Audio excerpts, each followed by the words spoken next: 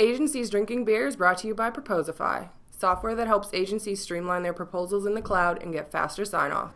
On this episode of Agencies Drinking Beer, we're talking with Jon Buchan from Render Positive in London. He's going to be telling us about the double-edged sword of working with big clients.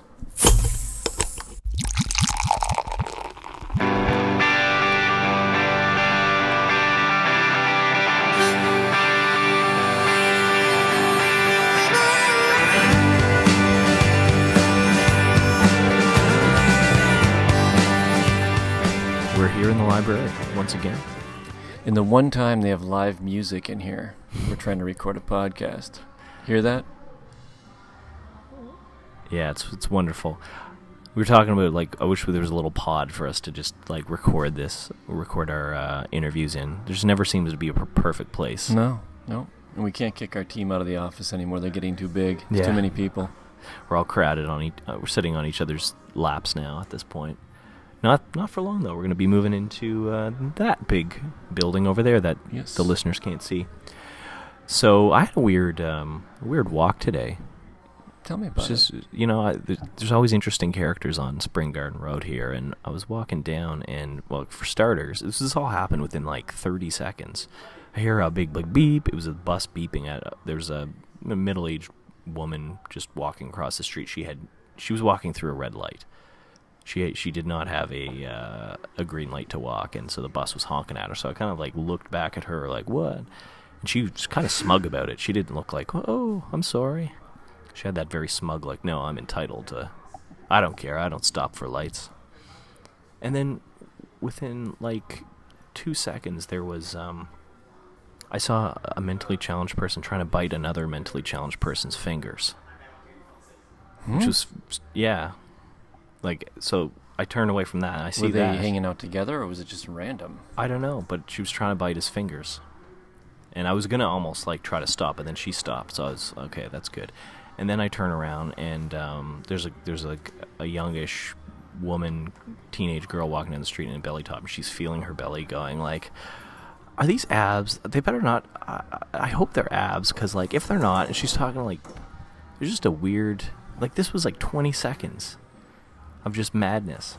Okay, I was waiting for the tie-in with the woman that crossed the street with the two mentally challenged people. So those are just these were three lot separate of random strange events. This was like Pulp Fiction condensed. Yeah. Weird random occurrences all within the same spot. Down Skin Garden Road. So that was my walk. Strange. That was my commute. Not bad. Jen asked if I was on LSD, but I assure you I wasn't. You should have taken some pictures. It happened too fast for pictures. Anyway, so that was the walk. Anyway, hope you enjoyed that. But so we're going to talk with Jon Buchan from London. He's got really interesting stuff to say. So let's jump into that interview. Yeah, it should be good. He's very colorful. He is colorful. All right, enjoy.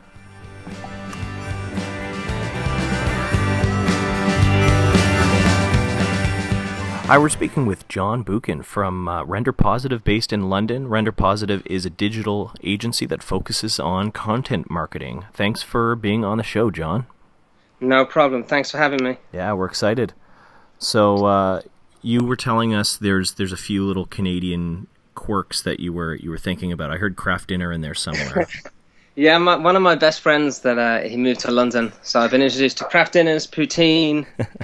I wanted to go over there. He's from New Brunswick. I don't know how close that is to you guys. It's really close. It's like, what, 2 hours? It's just the next province over. Yeah. It's pretty much the same province, really. We're just better.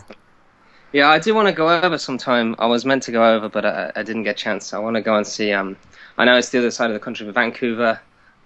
I want to see Toronto. I want to see a lot of places, but when I get a chance. A lot of cool places. I actually haven't been to Vancouver myself. I've never been further than Calgary. I haven't made it over the Rocky Mountains yet. What's the digital marketing world like over there? Like, how big is the agency landscape and stuff? It's pretty huge. I mean, especially if you get into the big cities like Toronto, which is, one of the top 5 cities in the world in terms of size, population-wise. So it's pretty huge. I mean, we're on the east side where it's quite a bit of a smaller scene. Halifax is a very small city, but there's still quite a few agencies here. Oh, cool. Yeah, I want to one day expand into Canada and other places. One day. Yeah. Well, when you're trying the craft dinner, which is nationwide, there's also a very special dish here in Nova Scotia that people don't know about called donairs. Have you ever had that? I've heard of this. I've not tried it. Yeah. How would you describe a donair, Kevin? A donair has this mystery meat. It's kind of scary. It's just, I can't describe it, and the sauce is awful. It's not. Sweet, creamy sauce. Yeah, but the other thing is, it's a good donair if you can taste it 5 days later, because it just stays with you. It's one of those things Excellent. you drink when you're really shit-faced, basically. Oh, it's like our kebab. That's what we have here. Is kebabs is our like I ate that. It's the morning shame food. You wait, Yes. you see that box, and you're like, oh no. You grab it on your walk of shame home. You have your kebab. Yeah, It still it's sounds like the shame.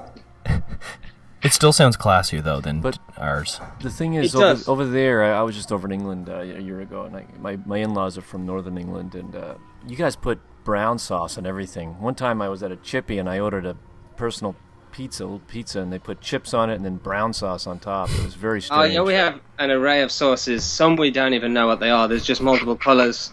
One is just burger sauce. I have no idea what's in that. Burger sauce. This sounds amazing. That is, but it's orange and it tastes okay. They can put whatever sauce they want. I'll eat it. Yeah, curry Man. sauce. is good. But anyway, Lots of curry over there. Yeah. yeah. So we both have our own. I do feel like a craft dinners now, but you can't really get it. You can't really get it here. I had a client in Canada. I forget exactly where it was. Quark Expeditions, and they used to ship over craft dinner for me. It was nice. Well, But anyway, we're just talking about food now. Get Yeah. your ass over here. We need more superheroes, okay? We could talk about food all day, but Yeah. I think there's probably better things to talk about. So let's jump into it. You're an interesting guy. There's a lot of checked out your videos online, and you've just got a lot of cool things to say. So there's a lot I want to ask you about, but in particular, we wanted to talk about your working with big clients. One in particular, which we'll get into in a minute. But before we do, I wanted to kind of just hear your story about how did you get into the marketing industry, and how did Render Positive come about? Okay. Well, this is like my elevator pitch, but it's not salesy. But it sounds like a life story. But I'll just run into it. It's pretty quick. But No, go ahead. There's I didn't get I don't know what the equivalent is. It's college and university here. So when I left school, 16, I didn't do higher education. I did like half a year of college. I did the same. I dropped out and I had a business selling ID cards, business cards. So I have a fancy business card now. Is I learned all about plastic card printing, mostly because I needed a fake ID to drink beer at the time. And through that, I did that for 5 years, and I learned, that was my education. I learned about marketing, differentiation. I did web hosting, some certain amount of coding, although I don't have the temperament for that now. But I understand what coders do, although I don't have the temperament for it myself. They're strange people. Yeah, I sometimes think I wish I could code, and then I'm like, no, I'd rather pay people to do that. I just don't have the temperament for it. I don't know how. I get too angry. I think all coders do, though. I think they just, the stuff that's really hard for us is easy for them, and Yeah. But I think they're pretty much always pulling their hair out. But I totally see Yeah. what you mean. I would be too angry. I shout at technology more than I've said things to computer. Printers, I think, are the worst devices. I don't know what's wrong with the relationship between computers and printers, but something at some point went wrong there. Printers Anyway. haven't evolved since like 1992, I don't think. Yeah, the wireless reader is trying to be the most annoying, but printers, something went wrong there. But anyway. So Sorry. go ahead. I want to know, when you got into marketing. So the thing that I loved the most about having a business is I didn't like a lot of it, but the marketing and promotion I really liked, and it was all online. So one day I was depressed in January 2006. I had a business, but it was pretty small, a small local business. And I just typed in, I wanted to move to London. I typed in online marketing jobs London. First one that came up was an agency. And I just sent a bullet point list of my skills. I didn't have a CV or a resume, whichever word you use. I got an interview, and 2 weeks later I moved down.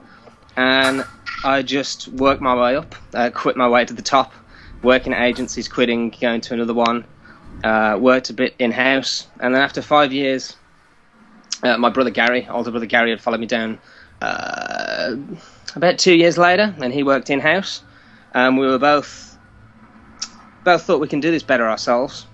So my last job was at a place called I Spy, and I headed up their social media team, set it up, did really well, got all these promotions, and then decided to put my notice in, and started up Render Positive. And the reason I did it was, I'm pretty entrepreneurial, and I wanted to have my own business again. But there were certain things that I learned a lot, from when I had my business. Working at agencies, I learned a lot about how to run a business. But most importantly, I learned the things that I didn't want to do. So I don't know if you've been through this working at other places, but... Oh, yeah, we have. Actually, that's where Kevin and I met, was another agency. Yeah, I learned a lot, but there's things like trying to cross-sell services that weren't relevant. I understand you've got to cross-sell and upsell, but there were things like trying to sell a tile company a massive 6-figure social media retainer when, yes, you need to have a social media presence, but it doesn't need to be that much, like trying to force sell things. And I always felt like I don't understand this mentality that it's okay to lie in business. And I don't know where that's come from. And I think you've spoken about it before, where salespeople will try and push anything because they're on commission. And I've never agreed with that. It's just, even though it's not coming out of their bank account, it's coming out of a budget, I didn't like the duplicitousness that some agencies had. And I wanted to be happy at work and not feel like I was lying to clients. And that was a big reason, is that when my bosses weren't there, I would tell potential clients or existing clients, you shouldn't invest this much money here. You should either pocket that money and have a better bottom line, or invest it in these more relevant services, and be totally honest, which I now have more sympathy for some of the sales guys having my own agency. There's you gotta make payroll, but I don't think it should be the expense that you degrade your morals, and lie, stretch the truth. That was one of the things I really wanted, and with Render, maybe we're a little bit poorer for being super honest, but I feel a lot better for it, and that's what we want to grow. Probably less money short term, more money long term, right? Because once clients trust you and know that you're telling them the right thing, they're going to give you more work, they're going to refer you more. Yeah, long-term relationships are the best, and it's better long-term, and it's more enjoyable. And when things do go wrong, and we'll own up if things do go wrong, they're not going to fire you on the first thing just because it wasn't a massive success, because they know that you've got their best interests at heart, you're a trusted advisor. So I actually enjoy work far more, and you've got to stick to your morals, and I'm enjoying it a hell of a lot more. How is that transition? So when you're working full-time at a place, your brother's kind of interested in maybe jumping ship around the same time. How did you go transition? Did you just quit on the spot, or did you kind of plan it out carefully, take on any freelance clients? I thought about it for a long time, and Gary was like, my brother Gary is the managing director. I really wanted to do it, but I was umming and ahhing because I was making good money. And then one day I realized, my enthusiasm's just not here anymore. And when I put my notice in, my boss even said, I notice you don't email on the weekends anymore or late at night. I've noticed that. It's just not there. The buzz that I had just wasn't there. And they were very good about it, and I worked my notice. And during that time, I didn't take any clients with me or anything like that, but I'm pretty gregarious with people I like, suppliers, customers, anyone that I've met. I'll keep in touch with them on LinkedIn, Facebook, Skype, whatever. I'll message people just randomly just because I like meeting people, and people that I get on with, I'll stay in touch with.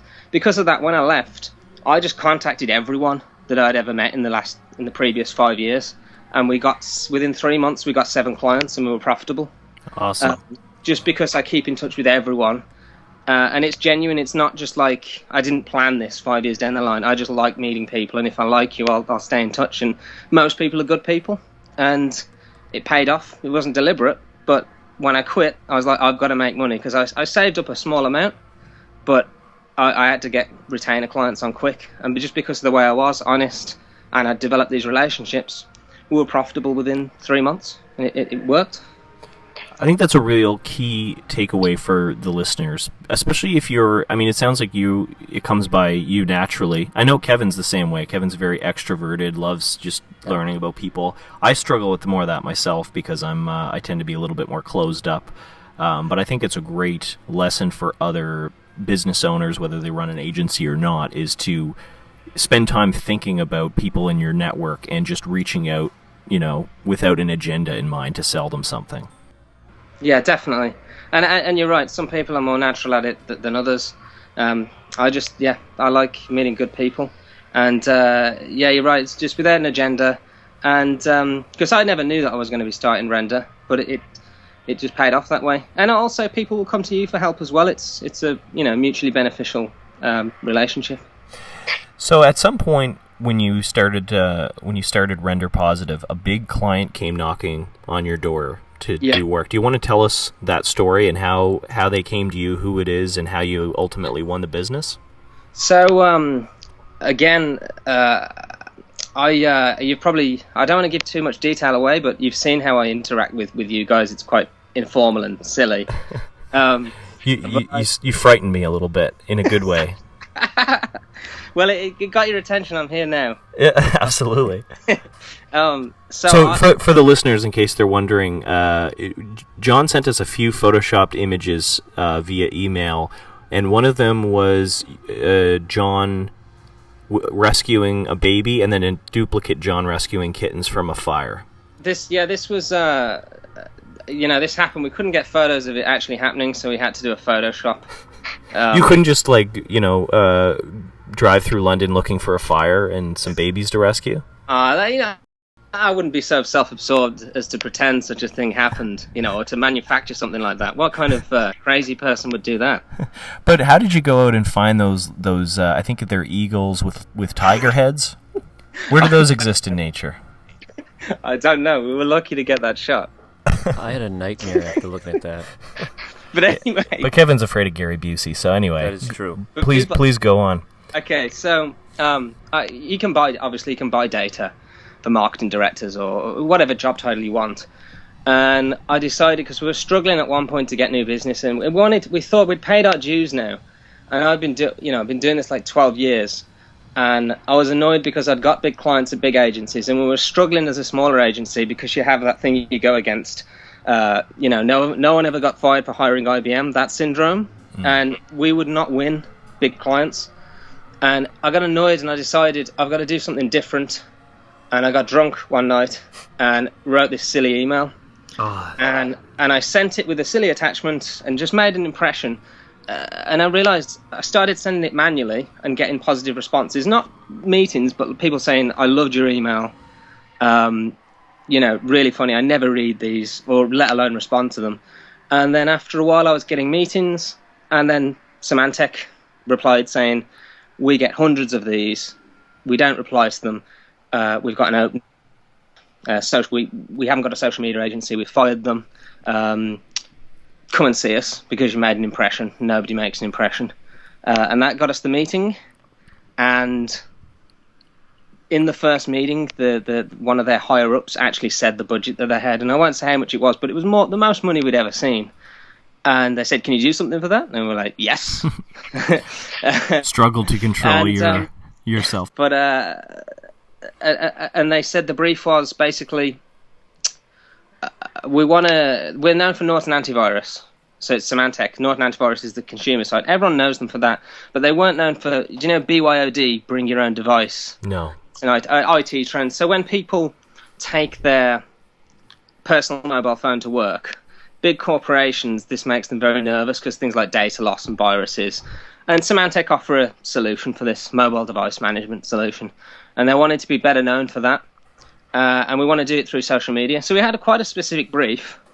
And my response was, you're doing everything normal on social media properly, so you're being polite, you're not saying offensive things, you're replying quickly. All of those things they were doing. And my response was, you've got to bring something to the table. And in my mind, that's creating content that's not just blog posts or rewritten news articles or press releases. You've got to create something that's big content or branded utility, functional marketing, all these terms that you use. And we did our research, and we just identified that loads of people were writing about the BYOD policies and BYOD software, but it was all really boring blog posts or white papers. And then on LinkedIn, everyone was asking, how the hell do we write these policies? So we realized content was out there, but there was nothing shareable, socially shareable. So we pitched to them, we're going to take your knowledge and make it look good. Just because it was useful, pitched it to them, and they said that's a great idea. And we had lots of other ideas, and we had to go through all the procurement nonsense and all of that stuff, and then we won it because the ideas were solid. But more importantly, the process to come up with the ideas was solid. And I think that's a big takeaway: is creativity is one part, but process is actually much more vitally important. Now, we won them and we celebrated. I just wanted to mention that they warned you, didn't they, when they handed you the business? Yeah. Oh, yeah, they said that no other agency has lasted a quarter. So from that, it lit a fire under me that we were going to last. We were definitely going to last because the money was really good. I like the work, as much as we have to go through the brand guidelines and all of these hard, difficult things that are more difficult with corporations. I always made sure that I was there first. I was going to annoy them more than they were going to annoy me. So I always was there first. I was emailing them. I was putting the pressure on them.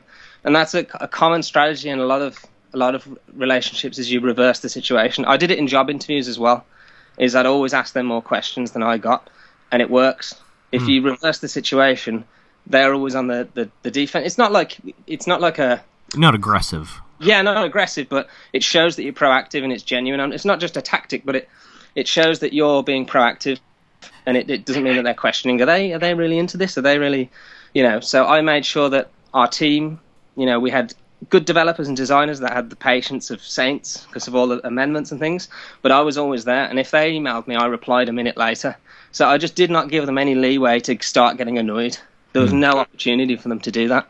And that can be very hard. But when the money is there, you have you find the resource, you find a way to win. Is that hard to keep up, though, long term once you make it? Because you made it past Q1, Q2, Q3. Yeah. How do you maintain that kind of zeal, enthusiasm? I guess, money talks. It's good money. But, I mean, what else is sort of keeping you on your toes? We had the money to actually do things properly. You know what's annoying? When you have clients and they don't really have the budget to do anything special. And special doesn't mean wacky but I really, the first thing we did got amazing results. So the reason I love content marketing is there's lots of different types of results. So you can get PR in massive publications. So VentureBeat, I think it was 5 million page views a month. I think that's what they said that they got. We got coverage on the front page and lots of other publications. Mass social media visibility. We've got a video of, at the time, if you typed in BYOD, that you could scroll down for 8 minutes and it was just our mentions of our infographic when you search for that term. And if you type in create BYOD policy into Google now, they're number one for that term. Now that's a very niche term, and it's a PDF now. It's not how we set it up. They're restructured with nothing to do with it now, but it's still number one, even though they've changed it to a PDF. They're number one for that term. So, of all the things that their brief said they wanted to do, known for BYOD, get exposure, do it through social media, we achieved all of them. So for me, it's about collecting case studies. The more case studies you've got, the easier it is to get business down the line.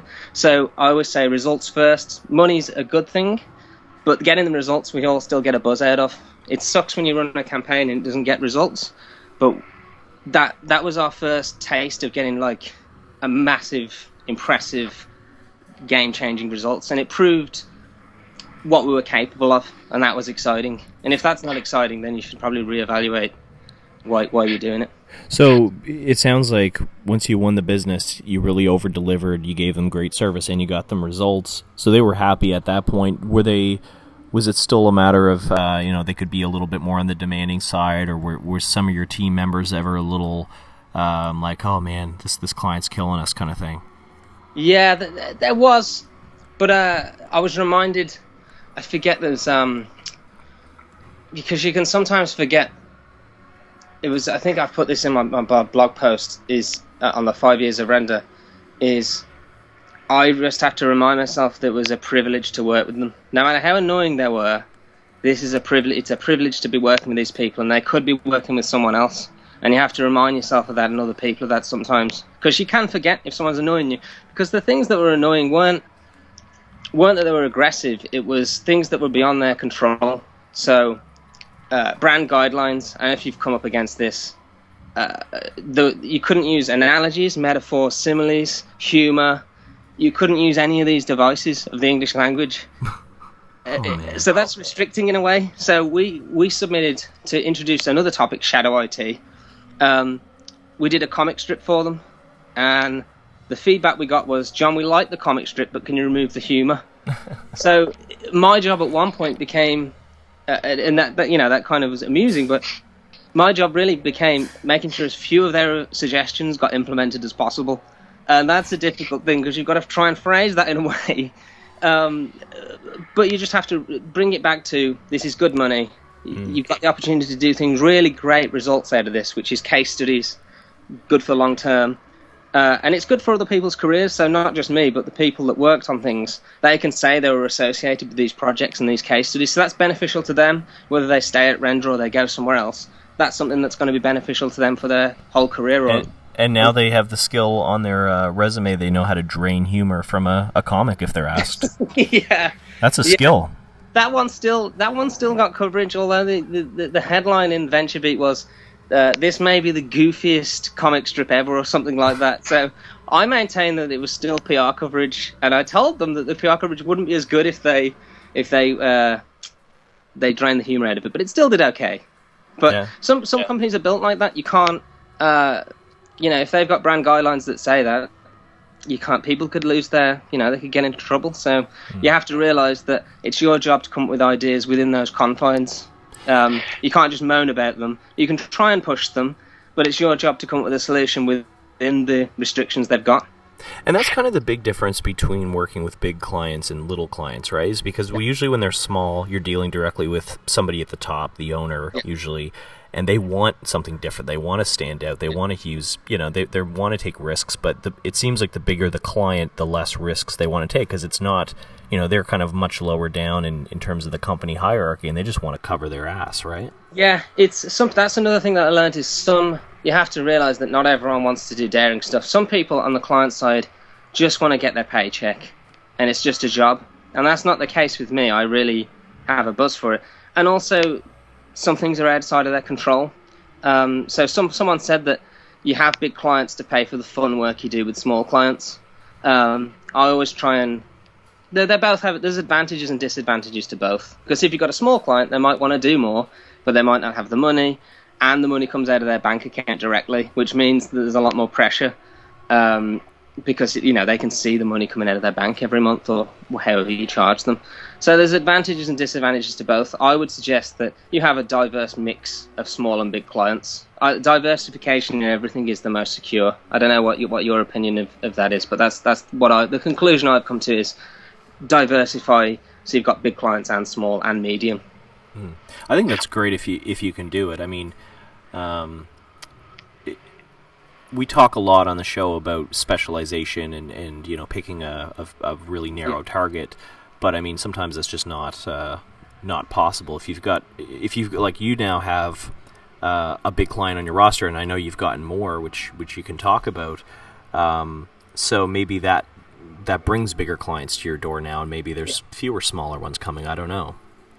We'll take on if we'll base everyone on profitability. If something's profitable, we'll bring it on. I like winning big clients. So there's Hewlett-Packard on our roster that we do project work for. But again, we can't be that adventurous with it sometimes. It's very strict briefs. And it's nice to have those because you can get more big brands if you have big brands on board.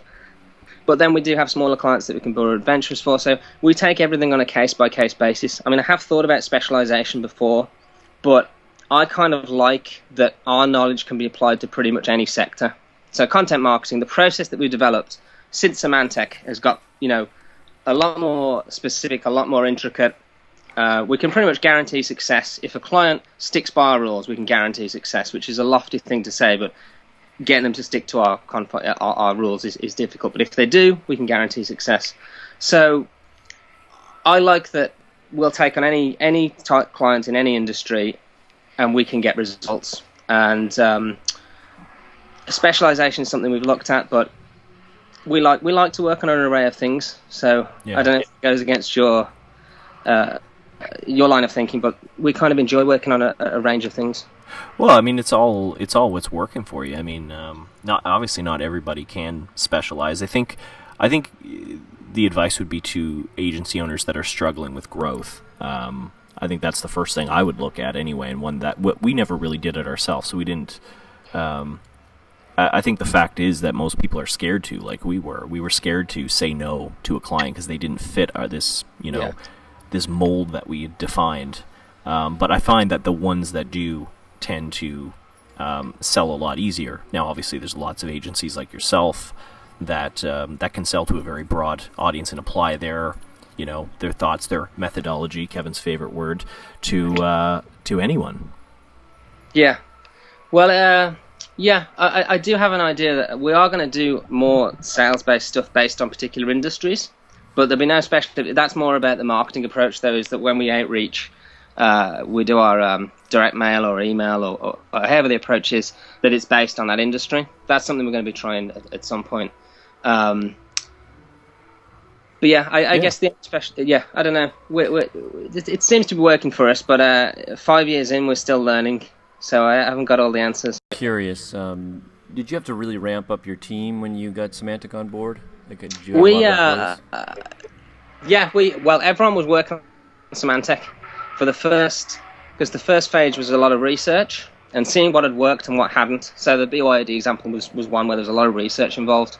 But luckily we'd got designers and developers that were very flexible. And that was a big help because the actual production of stuff did require a lot of back and forth, but they were so flexible that if we hadn't have got really, really good designers and developers that didn't get exasperated by the amount of changes and things that the client wanted, we would have suffered. But I think we made sure that we weren't hiring just for this one client, because when they went, that could have been disastrous. So I think we were always minded that they could leave, but we just project managed it pretty well. We knew we had to deliver the work. And everyone was excited, so they were willing to do it. Let's talk about, so what happened when they left? So, I mean, the great thing was you outlasted pretty much every other agency they'd hired. I think they were with you a year, right? And then what happened? I got a call. They restructured, so that's one of the nice words for we're either making people redundant or we're changing people's jobs so much that they leave themselves. And they did that twice. And then I called up. And they called us and said the social media budget is changing. Although it's social media content, they called it their social media budget. And it went from 5 figures, 6 figures to zero, like absolutely zero. Oh. That was a bit of a shock. We knew it was going to come down, but we didn't think it would go down to nothing. So it was a blow. But again, I looked at it as, well, we've got lots of good case studies out of this. We didn't have to lay off any staff, and we can get other clients in a similar sector. And we got there, they didn't mind us going for similar clients in the technology sector. So it didn't affect us. They better not after they fire you. I mean, not for anything you've done. Yeah, so it was fine. I mean, in a way, we kind of liked it. It gave us some breathing room to think, you can't rely on one client. Agencies have failed because they've done that. They've collapsed because they've put all their money, more. I think I don't know what the ratio is, but if you've got one client that's more than 50% of your billings or something like that, you're in danger. So we hadn't done that, and we recovered from it well, and then we got other clients. So when you were working on Symantec for that year or so period, were you actively building up your client roster in other sectors, building up your team to kind of make sure that didn't happen, knowing that was a possibility? Yeah, I was constantly doing sales, so that's my favorite thing. Meeting new people, getting new deals done. So even through the Symantec period, although I was slowly moving away from managing accounts, because I was still, although the CEO, I was still working on it because it was a big account. I wanted to work on it, and throughout that, towards the end, I was doing less and less work on Symantec, and doing more and more work on bringing new deals in. So through everything, we were still doing business development, because we knew. We wanted to grow. We always want to grow. And we knew that Symantec, it's so unpredictable, and we were proved right that, it's only one restructure away and you don't know anyone at that company anymore. So we made sure that we were careful in always doing biz dev work. Such a smart thing. I think that's a big lesson for listeners. I know that's Something I've failed at in the past is that I've been too caught up in the actual client work to focus on building the business itself. And so it sounds like that's what you're doing. Yeah, more so now. Now I'm not working on any client accounts, other than, I'll still give my thoughts on strategy and things, but now I'm focused purely on sales, bringing business in, marketing the business, growing it. I still have some involvement, but I'm not actively account managing anything anymore, because it really does get to the point where you can't do more than one job. And I don't want to work crazy hours. I love my job, and I want to do well, but not at the expense of this being everything. And I think it helps to, have a good work-life balance. Actually helps your creativity. If you're just working constantly, you're not going to have good ideas. And I had that when I worked for other agencies. When I worked so many hours, I can't think of a single project that I worked in other agencies that behaved that way. I'm not proud of a lot of the work that I did, because it wasn't creative, it wasn't compelling logic behind it. So I've made sure to move away from account management and more into growing the company now. That's awesome. I mean, any advice for first-time entrepreneurs starting out, especially if they're building an agency? Yeah, I guess just go for it. I hesitated a lot. Just go for it. You're going to make mistakes. The line that I used in the post was, try and only make new mistakes. Everyone's going to make mistakes, and you've got to, because that's how you learn. I would always hire personality over experience. It's really hard. If experienced people are good, but if they don't have the right attitude, they're never going to grow into anything more than they are. So I prefer someone green, but who's got a brilliant attitude. They will turn out far better, because they actually want to get better and want to do really great work. Kevin and I are looking at each other nodding, so totally agree. You can train people anything, but you can't train out you can't take a bad attitude and change that. Yeah, I compare it to I don't know, what's your big sport there? Hockey? Ice hockey? Come on, we're Canadian. Whoa. It's not lacrosse. Imagine trying to the attitude thing. I compare it to trying to convince a friend that their hockey team is the wrong one, that they support is the wrong one. You're never going to do it. And it's the same with people with a bad attitude. You're never going to convince them to change. So I agree. Hire for attitude over experience. And finally, I guess, is to realize, if you've got an agency and you're really passionate, all clients are different. Not all of them are super passionate and driven. And even with that said, remember that when you get clients, and maybe they're being a pain or it's hard work, remember that it is a privilege to be working with them. And unless they're completely sociopathic, and we've had a few of those, and the best thing I like is that you can fire them. I love that, because they never used to be able to do that. But for the most part, people are good people. And remember that when you win a client, you should treat them well, even when they're being a pain, because it is a privilege to work with them. And if you have that mindset, things work out better. And there are a few nasty clients, but most people are good people, and you should treat them well. Yeah, that's awesome. Lots of takeaways Very there. Positive too. Thanks so much, John, for being on the show. No. We got to have you on again someday. Very serious. Oh, sorry, was that? I'm sorry. It started very silly and then got more serious. So I'm glad it was useful. Oh, totally. We'll have to do a version 2, definitely. Awesome. I look forward to it. Well, you can tell I can yap for quite a while, so. But it's all good stuff. So thank you for that. And you have a great weekend. I guess it's later your time now, isn't it? Almost end of the day. 5 o'clock, so actual proper beer time soon. Oh, did you drink anything yet? Yeah, only a little bit. I've got a little shandy here. It's refreshing, but nothing that's going to blow my mind. Oh, well, that's going to have to come. We didn't drink yet. No, it's only like noon our time. And I frowned on. That doesn't stop us. Come on, we're from Canada. Nova Scotia in particular, very, very heavy drinking culture. Yeah, same here, definitely. Well, I'm going to go and enjoy. Thank you very much for your time, guys. I appreciate you letting me on. Thank you, John. Thanks, John. It's great. Take care. Stay out of trouble. I really love talking to John. Love his accent. Like, where is he from again? Well, he's in London. I don't know. What part of one of the burbs or something? I don't know. He's got a different accent. Oh. I like it. I don't hear all the intricacies of the accent that you do, but Only reason I do is because my in-laws are from the UK. Yeah, It's taken me a while to learn. it's true. Yeah. But yeah, he's a funny guy. He's actually less crazy when you talk to him than he is over email. I was a bit nervous going into this after what he sent us. I didn't know what to expect. Yeah, we'll have to publish some of those emails on the article, just so you know. Those pictures are great. I thought he was going to be a lunatic, to be quite honest. But he was really good. Lots of good takeaways. So. Yeah. So it's about lunchtime our time. We haven't got a single beer in us yet, which is terribly unfortunate. And we're also going to go see our new office with the team. So basically what we're saying, listeners, is we're done with you. Out of here. Thanks for listening. Have a great weekend. See ya.